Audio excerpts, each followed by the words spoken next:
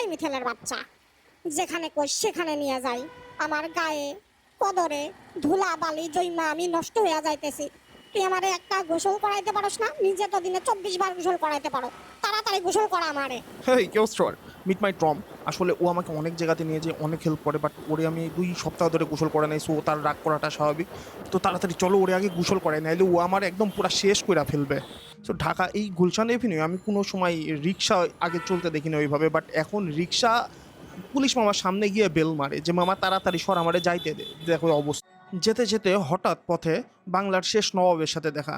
উস্তাদ ভ্যানের উপরে একদম পুরা মানজামাইরা নবাবের মতো বসে আছে। তো কথা বলতে বলতে চলে আসলাম আমরা 100 ফিটে। বেসিক্যালি এখানে আমি সস্তাতে ওকে ওয়াশ করাবো।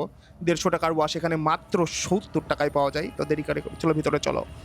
আমার একটা পোলার হাতে ছাইরা দেয়া, তুই এইভাবে আমার থেকে চলে যাইতে পারলি মিথেল? সি আমি তাহলে ওরা আস্তে পানি ঢাল দেখো, আস্তে পানি ঢাল দেখো, আমারে পুরা ছাইরা ফেলাইলো।